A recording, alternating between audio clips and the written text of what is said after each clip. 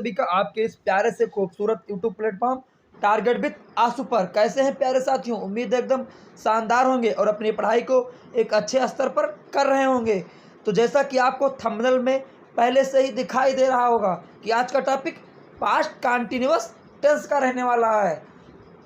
तो क्यों कर रहे हैं आप देर? जल्द ही आइए और जुड़ जाइए आपके अपने प्यारे खूबसूरत यूट्यूब टारगेट विद आंसू चैनल पर, और अपने सभी मित्रों को, साथियों को, प्यारे सगे संबंधियों को, चहेतों को, सभी को जोड़ लीजिए ताकि कोई भी इस क्लास से वंचित ना रह जाए।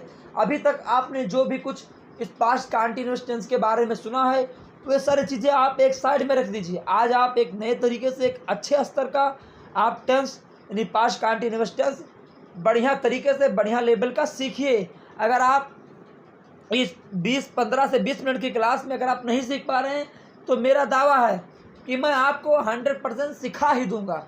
इस 20 मिनट की क्लास में आप सीख ही जाएंगे अगर आज तक आपने कभी टेंस नहीं सीखा है। इससे पहले हम प्रेजेंट के चारों टेंस और पास्ट इंडेफिनिट टेंस, ये 5 टेंस पर चर्चा कर चुके हैं। आज ये 6वीं टेंस की क्लास है, पास्ट कंटिन्यूअस टेंस। इसके बाद हम पास्ट परफेक्ट टेंस पर चर्चा करेंगे। तो चलिए, क्यों कर रहे हैं आप देर? अगर आप अभी तक इस यूट्यूब चैनल टारगेट विद आंसू को सब्सक्राइब नहीं किए हैं तो आज ही सबसे पहले जाकर आप चैनल को सब्सक्राइब कीजिए और अपने मित्रों को जोड़िए। तो चलिए देखिए, आज का टॉपिक है पास्ट कंटिन्यूअस टेंस। अब चलिए, सबसे पहले बात आती है कि पास्ट कंटिन्यूअस टेंस की हम पहचान कैसे करेंगे। तो देखिए, इसकी पहचान है हिंदी में कि जब वाक्य के अंत में रहा था, रही थी, रहे थे आदि शब्द आ जाएं तो वहाँ पर पास्ट कंटिन्यूअस टेंस होता है। देखिए, इसके पहले हम आपको पढ़ाए थे प्रेजेंट कंटिन्यूअस, तो वहाँ पर क्या था कि जब वाक्य के अंत में रहा है, रही है, रहे हैं, रहा हूँ आदि शब्द आ जाए, और पास्ट कंटिन्यूअस में रहा था, रही थी, रहे थे आ जाए, तो आपको वहाँ पर पास्ट कंटिन्यूअस टेंस समझ जाना है। चलिए, इसके बाद रूल है। रूल का मतलब होता है नियम। तो इसमें रूल नंबर 1 है जो है एक वचन करता। अब सबसे पहले बात आती है एक वचन करता। तो एक वचन करता हम इससे पहले कई वीडियो में आपको बता चुके हैं, लेकिन आज फिर से एक बार आप देख लीजिए कि एक वचन करता यानी ही, सी, इट या किसी का नाम। एक वचन करता क्या होता है? मतलब सिंगुलर सब्जेक्ट। सिंगुलर मीन्स एक वचन, सब्जेक्ट मीन्स करता। तो सिंगुलर सब्जेक्ट होते हैं ही, सी, इट या फिर किसी का भी नाम। राम, सोहन, मोहन, गीता, लखनऊ, दिल्ली, ये सारे क्या हैं? एक वचन करता है। तो ही, सी, इट किसी का नाम, इनके साथ वाज का प्रयोग होता है। यानी वह जा रहा था, यानी यहाँ पर क्या है? वह एक वचन है तो वहाँ पर वाज का प्रयोग होगा। लेकिन यही है रूल नंबर 2 यानी नियम नंबर 2 में कि बहुवचन करता है यानी प्लूरल सब्जेक्ट। अब ये क्या होता है? तो ये यू, बी, दे। तो यू, बी, दे के साथ वेयर का प्रयोग करते हैं। इसे कहीं के वर भी बोलते हैं, WER, वर या वेयर दोनों बोलते हैं। आप कंफ्यूज मत होना कभी भी, क्योंकि मैं वेयर बोलता हूँ, कई लोग आपको वर भी बोलते हैं मिलेंगे। तो वहाँ पर आप ये मत कहना कि वो अच्छा पढ़ा है, ये गलत पढ़ा है, ठीक? तो चलिए देखिए, पास्ट टेंस जो होता है ये आई को भी एक वचन मानता है, लेकिन हम आपके कन्फ्यूजन के लिए एक अलग रूल बना दिए। Rule number 3। रूल नंबर 3 है कि आई के साथ वाज का प्रयोग करते हैं, यानी आई के साथ वाज का प्रयोग करते हैं। क्लियर हुआ ना? अब चलते हैं रूल नंबर 4 की तरफ। तो रूल नंबर 4 है, इसमें वर्ब की आईएनजी फॉर्म का प्रयोग करते हैं। अब आईएनजी फॉर्म क्या हुई? जैसे गो, तो गो की आईएनजी फॉर्म गोइंग, ठीक? उसके बाद ऐसे ही मतलब प्ले का प्लेइंग। तो ये first form, second form, third, और ये फोर्थ फॉर्म या आईएनजी फॉर्म। कई लोग इसे फोर्थ फॉर्म भी बोलते हैं, तो वहाँ पर भी आपको कंफ्यूज नहीं होना है कि ये फोर्थ फॉर्म क्या होती है। टारगेट विद आंसू चैनल पर तो हमने जो है आईएनजी फॉर्म पढ़ा था और आप इसे फोर्थ फॉर्म पढ़ा रहे हैं, ये आपका गलत है। गलत नहीं है, ठीक है? कई लोग इसे फोर्थ फॉर्म भी बोलते हैं, लेकिन सही से माना जाए तो ये आईएनजी फॉर्म ही बोला जाएगा। तो इसमें इसका देखेंगे सिंटैक्स, मतलब वाक्य का फार्मूला कैसे किसको सुव्यवस्थित ढंग से रखना है। तो देखिए, इसमें सबसे पहले सब्जेक्ट रखा जाएगा, सब्जेक्ट के बाद वाज या वेयर। सब्जेक्ट के अनुसार वाज या वेयर। अगर सब्जेक्ट सिंगुलर नंबर है तो वाज, अगर प्लूरल है तो वर या वेयर। इसके बाद वर्ब की आईएनजी फॉर्म, उसके बाद ऑब्जेक्ट, उसके बाद अदर वर्ड मतलब ETC।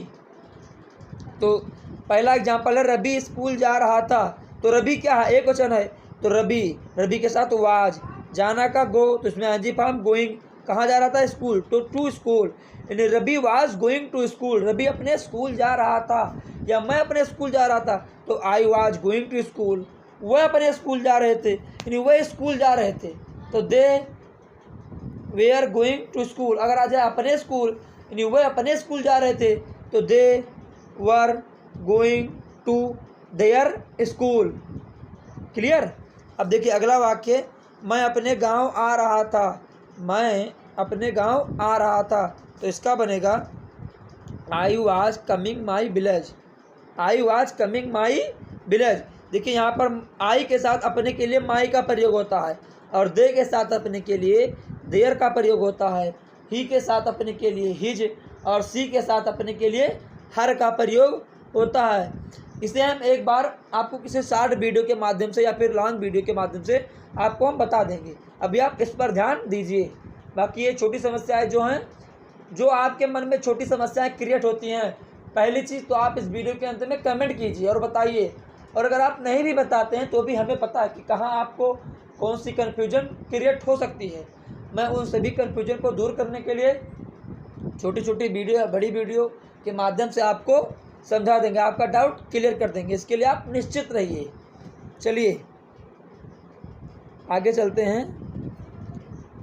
तो इसमें कुछ एग्जाम्पल्स हैं, देखिए जैसे लोग अपनी ज़रूरत का सामान खरीद रहे थे, लोग अपनी ज़रूरत का सामान खरीद रहे थे, यानी the people were buying their needed things, मतलब लोग अपनी ज़रूरत का मतलब होता है नीडेड, और थिंग्स में सामान, बाइंग में खरीद रहे थे, द पीपल मतलब लोग, तो लोग मतलब बहुवचन होगा, तो the people were buying there needs things. इसके बाद अगला एग्जाम्पल है, कुछ लड़के एक पेड़ के नीचे बैठे थे, कुछ लड़के एक पेड़ के नीचे बैठे थे, यानी some boys were sitting under a tree, under ये ट्री या अ ट्री दोनों आप बोल सकते हैं, यानी सम बॉय मतलब कुछ लड़के, बर मिस थे, सिटिंग मिस बैठे थे, अंडर मिस नीचे, अ ट्री मतलब एक पेड़ के नीचे। अगला एग्जाम्पल है, एक छोटा बंदर कार चला रहा था, क्या बात है भाई, एक छोटा बंदर कार चला रहा था, ये पिक्चरों में होता नहीं, आंखें पिक्चर होती है उसमें बंदर कार चलाता है, देखे होंगे आप लोग आंखें पिक्चर, उसमें गोविंदा रहता है, तो बंदर जो है गाड़ी को ड्राइव करता है, कार को चलाता है और उसके घर पे ले जाता है लड़की के, तो वही चीज़, एक छोटा बंदर कार चला रहा था, यानी a small monkey was driving the car, a small monkey was driving the car, यानी एक छोटा बंदर कार चला रहा था। इसके बाद अगला एग्जाम्पल है, 9 साल की एक सुंदर लड़की टोकरियाँ बेच रही थी, 9 साल की एक सुंदर लड़की टोकरियाँ बेच रही थी, यानी a beautiful girl of 9 year old, इसका मतलब 9 साल की एक सुंदर लड़की, तो a beautiful girl of 9 year old was selling baskets, यानी 9 साल की एक सुंदर कन्या या सुंदर लड़की टोकरियाँ बेच रही थी। क्लियर हुआ ना। चलिए अब अगले बिंदु पर चलते हैं। अगला बिंदु है नेगेटिव सेंटेंस, यानी नकारात्मक वाक्य। तो जैसे किसी वाक्य में नहीं शब्द आ जाए तो उस चीज़ के बारे में बताया गया है कि जब किसी वाक्य के बीच में, जब किसी वाक्य के बीच में नहीं शब्द आ जाए तो वाज और वेयर के बाद नॉट लगा देते हैं। मतलब जब कोई वाक्य आ जाए जिसमें लास्ट में रहा था, रही थी, रहे थे हों और बीच में नहीं शब्द आ जाए तो वहाँ पर उसका अंग्रेजी में अनुवाद करते समय वाज और वेयर का प्रयोग करते हैं। चलिए सिंटेक्स देखिए, मतलब फार्मूला, सब्जेक्ट रखा जाएगा, उसके बाद वाज या वेयर, उसके बाद नॉट, उसके बाद वर्ब की आईएनजी फॉर्म, उसके बाद ऑब्जेक्ट, उसके बाद अदर वर्ड यानी ईटीसी। तो एग्जाम्पल है, मैं अपने कमरे में बैठकर पत्र नहीं लिख रहा था, मैं अपने कमरे में बैठकर पत्र नहीं लिख रहा था, यानी I was not writing a letter, यानी मैं पत्र नहीं लिख रहा था, सिटिंग मीन्स बैठ कर, इन माई रूम यानी अपने कमरे में, यानी मैं अपने कमरे में बैठकर पत्र नहीं लिख रहा था। अब ये बड़ा वाक्य, आपको कन्फ्यूजन लगी मैं कैसे बनाऊं, कहाँ गलती होती है, तो मैं उन गलतियों को पकड़ता हूँ कि हाँ कहाँ से आप गलती कर सकते हैं। तो चलिए थोड़ा देखिए और गौर करके कि आपको कैसे वाक्य को बनाना है। यानी क्या है, मैं सबसे पहले आप क्या करेंगे, मैं लिख रहा था और यहाँ नहीं लगा है तो नहीं जोड़ दो, यानी मैं नहीं लिख रहा था, पहला इतने का बनाओ कि आई वॉज नॉट राइटिंग, यानी मैं नहीं लिख रहा था। क्या नहीं लिख रहा था? पत्र, यानी लेटर। तो I was not writing a letter. अब क्या करके? बैठ कर, सिटिंग मीन्स बैठ कर। कहाँ बैठ कर? इन माई रूम, अपने कमरे में बैठ कर। Clear one? ऐसे आप वाक्य को तोड़िए। अगर आप तोड़ के बनाएंगे ना इंग्लिश, अगर आप तोड़ दिए ना उस दिन बहुत सरल आपको लगेगी। जैसे क्या होता है, आप इंग्लिश में वर्ड मीनिंग याद करते हैं कॉन्सोनेंट। अक्सर बच्चे कॉन्सोनेंट की स्पेलिंग गलत ही कर देते हैं। क्यों? क्योंकि वो बड़ी है, कॉन्सोनेंट की स्पेलिंग बड़ी है। लेकिन अगर आप तोड़ दिए, मैं कह रहा हूँ ना, आप तोड़िए, मेरा दावा है आप इंग्लिश सीख जाएंगे। अब क्या है? कॉन्सोनेंट। क्या है? कॉन्सोनेंट, यानी CON, कान, SONENT, नेंट। क्या होगा? कॉन्सोनेंट। तो इंग्लिश को आप तोड़िए। अगर आप तोड़ दिए जिस दिन, उसी दिन आप सफल हो जाएंगे। उसी दिन आपको इंग्लिश इतनी भाने लगेगी ना कि आप और से छोड़कर इंग्लिश पर ही दौड़ेंगे। तो वैसे आप अनुवाद को तोड़िए, कुछ उल्टा पुल्टा सोचिए। इंग्लिश उल्टा पुल्टा सोचने के लिए आपको बोल रहा है कि आप सोचिए। अगर आप उल्टा पुल्टा सोचेंगे ना उसी दिन आप सक्सेस हो जाएंगे। तो अगला एग्जाम्पल है, नौकर बाजार से सब्जी नहीं ला रहा था। नौकर बाजार से सब्जी नहीं ला रहा था, यानी the servant was not bringing the vegetables from the market. अब ये कैसे बनेगा? तो देखो, नौकर नहीं ला रहा था, तो the servant was not bringing क्या? सब्जी। तो द वेजिटेबल्स अब कहाँ से? फ्रॉम द मार्केट, यानी बाजार से। तोड़ दिए ना, बन गया। तो वैसे ही आप जब तोड़ना सीखिए किसी चीज़ को, अगर आप तोड़ दिए तो वो चीज़ें सरल हो जाएंगी। चलिए ये एग्जाम्पल है, एग्जाम्पल को देखिए। माली पौधे को पानी नहीं दे रहा था, तो the gardener was not watering the plants. Watering means होता है पानी देना, प्लांट्स मीन्स पौधों को, और गार्डनर मीन्स माली, यानी माली पौधे को पानी नहीं दे रहा था। तो the gardener was not watering the plants. अगला वाक्य, वह मुझसे फ़ोन पर बात नहीं कर रही थी। वह मुझसे फ़ोन पर बात नहीं कर रही थी। तो she was not talking to me by phone, यानी फ़ोन के द्वारा। तो शी वाज नॉट टॉकिंग, वह बात नहीं कर रही थी, टू मी, मुझसे, बाई फ़ोन, यानी फ़ोन के द्वारा या फ़ोन पर। अगला वाक्य, खिलाड़ी मैच नहीं खेल रहे थे। तो the player were not playing the match. The players were not playing the match. उसके बाद अगला वाक्य, हम अपनी क्लास में शोर नहीं मचा रहे थे। तो we were not making a noise in our class. देखिए यहाँ पर हम के साथ अपनी के लिए आवर का प्रयोग होता है, यानी बी के साथ अपना शब्द आ जाए तो वहाँ पर आवर का प्रयोग करते हैं, और आई के साथ माई का प्रयोग करते हैं। तो हम अपनी क्लास में शोर नहीं मचा रहे थे, मतलब we were not making a noise in our class. चलिए अगले बिंदु की ओर लौटते हैं। तो अगला बिंदु इंट्रोगेटिव सेंटेंस। इसमें पहला रूल यानी पहला नियम है कि जब वाक्य का प्रारंभ क्या शब्द से हो तो उसका अंग्रेजी में अनुवाद करते समय वाज और वेयर को वाक्य में सबसे पहले लिखते हैं, उसके पश्चात पुराना नियम लगाते हैं। यदि जब वाक्य का प्रारंभ क्या शब्द से हो और लास्ट में रहा था, रही थी, रहे थे हो, तो आप उसका अनुवाद करेंगे तो वाज या वेयर को वाक्य में सबसे पहले लिखेंगे। तो चलिए चलते हैं फार्मूले की ओर, यानी सिंटेक्स की ओर। कैसे रहता है मेरा सिंटेक्स, चलिए गौर कीजिएगा। तो इसमें पहले वाज या वेयर लिखेंगे। अब वाज वेयर सब्जेक्ट के अनुसार लिखा जाता है, तो आपको पहले बता चुके हैं, बार बार बोलने की आवश्यकता नहीं है। तो सब्जेक्ट के अनुसार वाज या वेयर को सबसे पहले लिखेंगे, उसके बाद सब्जेक्ट को लिखेंगे, उसके बाद वर्ब की आईएनजी फॉर्म लगाएंगे, उसके बाद ऑब्जेक्ट, उसके बाद अदर वर्ड। और हाँ, अदर वर्ड के बाद क्वेश्चन मार्क लगाना कंपलसरी है, यानी अनिवार्य है। अगर आप क्वेश्चन मार्क नहीं लगा रहे हैं तो आपका वाक्य अधूरा माना जाएगा और कट कर दिया जाएगा, कोई भी नंबर आपको नहीं दिया जाएगा, आधा अधूरा माना जाता है। और इंग्लिश आधे अधूरे को पूरा गलत मानती है, वो सही नहीं मानती है। तो इसमें एग्जाम्पल है, क्या आसमान में सितारे चमक रहे थे। क्या आसमान में सितारे चमक रहे थे, यानी were the stars shining in the sky. Were the stars shining in the sky, क्या आसमान में तारे चमक रहे थे। अगला वाक्य, क्या चपरासी घंटी बजा रहा था। तो was the peon ringing the bell. Peon miss चपरासी, रिंगिंग मिस बजा रहा था, द बेल मिस घंटी। तो क्या चपरासी घंटी बजा रहा था, was the peon ringing the bell. चलते हैं अगले एग्जाम्पल की ओर। अगला एग्जाम्पल है, तुम्हारे पापा,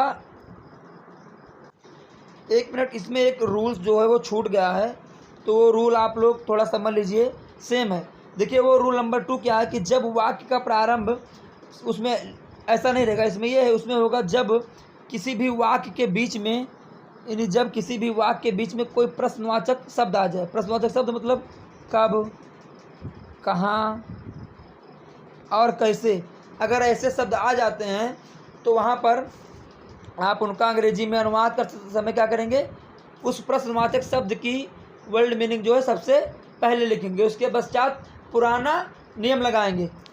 तो वो रूल तो हम गलती से यहाँ पर लिखना भूल गए हैं, लेकिन मुझे विश्वास है कि पुराने नियम जो हैं उनके माध्यम से आप आसानी से समझ सकते हैं कि सेम वही रूल है, बस क्या है उसमें हेल्पिंग पर मेन पर कुछ और थी, इसमें कुछ और है। यानी वहाँ भी जब क्या से कोई भी प्रश्नवाचक शब्द बीच में आ जाता था तो सेम रूल वही लगाते थे, तो वही चीज़ यहाँ भी है। तो एग्जाम्पल है, तुम्हारे पापा इतनी ज़ोर से क्यों चिल्ला रहे थे। तो देखिए अब ये वाक्य ना, तो वैसे वहाँ पर क्या था, सबसे पहले क्वेश्चन वर्ड, उसके बाद वाज या वेयर, उसके बाद सब्जेक्ट, उसके बाद वर्ब की फॉर्म, उसके बाद अदर वर्ड। तो वैसे ही है कि तुम्हारे पापा इतनी ज़ोर से क्यों चिल्ला रहे थे, तुम्हारे पापा इतनी ज़ोर से क्यों चिल्ला रहे थे। तो why was your father shouting so loudly, यानी तुम्हारे पिताजी इतनी ज़ोर से क्यों चिल्ला रहे थे। इसके बाद अगला वाक्य, पेड़ पर कौन चढ़ रहा था, पेड़ पर कौन चढ़ रहा था। तो who was not climbing in the tree, who was not climbing in the tree. इसके बाद अगला वाक्य, क्या सुनार अंगूठी बना रहा था, यानी was the gold Smith making a ring. ये जो है पहले वाले का एग्जाम्पल है। ये दो तो जो आपके रूल थे उसके हो गए, लेकिन ये रूल नंबर 1 का, ये रूल नंबर 2 के दो, और ये रूल नंबर 1 का कि क्या सुनार अंगूठी बना रहा था, तो बनेगा was the gold Smith making a ring. उसके बाद क्वेश्चन मार्क। उसके बाद अगला एग्जाम्पल है, मैं अपने कमरे में बैठकर पत्र नहीं लिख रहा था, तो I was not writing a letter sitting in my room. मैं अपने कमरे में बैठकर पत्र नहीं लिख रहा था, तो I was not writing a letter sitting in my room. तो कैसी लगी आपको यह जानकारी, इस चीज़ को इस वीडियो के अंत में कमेंट करके ज़रूर बताना। यहीं पर ये हमारी क्लास हो रही है समाप्त। बाकी जो रूल नंबर 2 छूट गया है वो आप पुराने टेंस की तरह सेम रूल है। एग्जाम्पल को मैंने समझा दिया, 2 एग्जाम्पल हैं, इनके माध्यम से आप समझ सकते हैं। अगर कोई दिक्कत होती है तो आप वीडियो के अंत में कमेंट करना, मैं उससे संबंधित एक छोटी सी वीडियो अलग से बनाकर डाल दूंगा, इसके माध्यम से आपको कोई दिक्कत ना हो। तो कैसी लगी ये क्लास, इसको इस कमेंट के नीचे अपनी प्रतिक्रिया ज़रूर देना और अपने मित्रों को ज़रूर से ज़रूर जोड़िए। अगर आप क्लास 6, 7, 8, 9, 10, 11, 12 या कम्पिटिटिव लेवल की तैयारी कर रहे हैं या आप 6 के नीचे हैं, तो भी आप जहाँ भी हों, अगर आप टेंस पढ़ रहे हैं तो आप इस क्लास को ज़रूर देखिए। ये क्लास आपके लिए अत्यंत लाभकारी या रामबाण साबित होगी अगर आप गौर करके इस 20 मिनट की क्लास को देख लिए तो। मेरा दावा है, मैं फुल रूप से चैलेंज ले सकता हूँ, मैं आपको कह सकता हूँ कि अगर ये मेरी क्लास देख लिए तो आप टेंस से सारी समस्याओं से छुटकारा पा सकते हैं। तो चलिए मिलते हैं अगले वीडियो में कुछ नया लेकर, तब तक के लिए आप स्वस्थ रहें, व्यस्त रहें, अपने लक्ष्य की प्राप्ति के लिए अग्रसर रहें और अपनी पढ़ाई निरंतर करते रहें। धन्यवाद। आपका दिन शुभ हो। मेरी वीडियो लास्ट तक देखने के लिए आपका बहुत बहुत धन्यवाद।